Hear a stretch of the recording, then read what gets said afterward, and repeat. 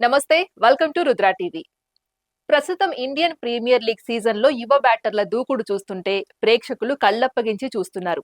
మొదటి బంతి నుంచే బౌలర్లపై దాడి చేస్తూ మ్యాచ్ దిశనే మార్చేస్తున్న ఈ తరం ప్లేయర్లలో అభిషేక్ శర్మ, వైభవ్ సూర్యవంశీ ఇద్దరు ప్రత్యేకంగా నిలుస్తున్నారు.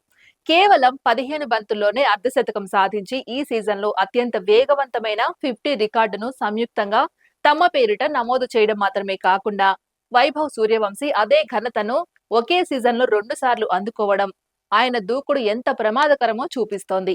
గణాంకాల ప్రకారం 5 మ్యాచ్ల్లో 200 పరుగులు చేసి 263.15 అనే అద్భుతమైన స్ట్రైక్ రేట్ నమోదు చేసిన వైభవ్ ఈ సీజన్ లో ఏ బ్యాటర్ కు అందని రీతిలో పరుగుల వర్షం కురిపిస్తుండగా, మరోవైపు అభిషేక్ శర్మ 6 ఇన్నింగ్స్ల్లో 188 పరుగులు చేసి స్థిరమైన ప్రదర్శన కనబరుస్తున్నారు.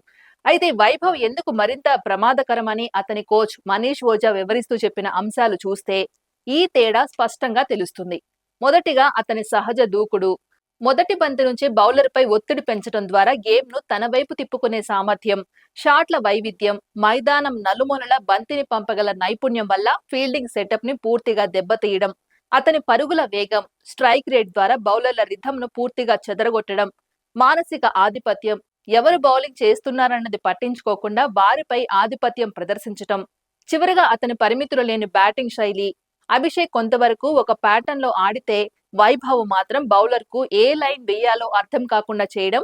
ఇదంతా కాకుండా సిక్సర్ల విషయంలో కూడా వైభవ్ సూర్యవంశీ సునామీ సృష్టిస్తున్నాడు.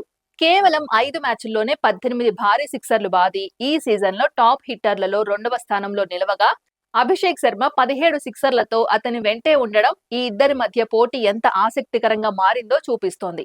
మొత్తంగా చూస్తే ఈ ఇద్దరు యువ ఆటగాళ్లు కేవలం రన్స్ మాత్రమే చేయడం కాదు, మ్యాచ్ టెంపోనే మార్చేస్తున్నారు. టీమ్స్ కు గేమ్ చేంజర్స్ గా మారుతూ భవిష్యత్ భారత క్రికెట్ కు కొత్త దిశను చూపిస్తున్నారు. వారి ఆటలో కనిపిస్తున్న నమ్మకం, ఆత్మవిశ్వాసం, రిస్క్ తీసుకునే ధైర్యం ఇవన్నీ కలిసొచ్చి ప్రేక్షకులకు ప్రతి మ్యాచ్ ను ఒక ఎంటర్టైనింగ్ షోగా మార్చుతున్నాయి. అందుకే ఈ సీజన్ ముగిసేసరికి ఎవరు బెస్ట్ అనేది కాకుండా ఈ ఇద్దరూ కలిసి సృష్టిస్తున్న కొత్త దూకుడు యుగమే అసలు హైలైట్ గా నిలుస్తుందని చెప్పాలి. ఇది ఇవాల్టి అప్డేట్. మరో అప్డేట్ తో మళ్ళీ కలుద్దాం. అంతవరకు చూస్తూనే ఉండండి రుద్రా టీవీ.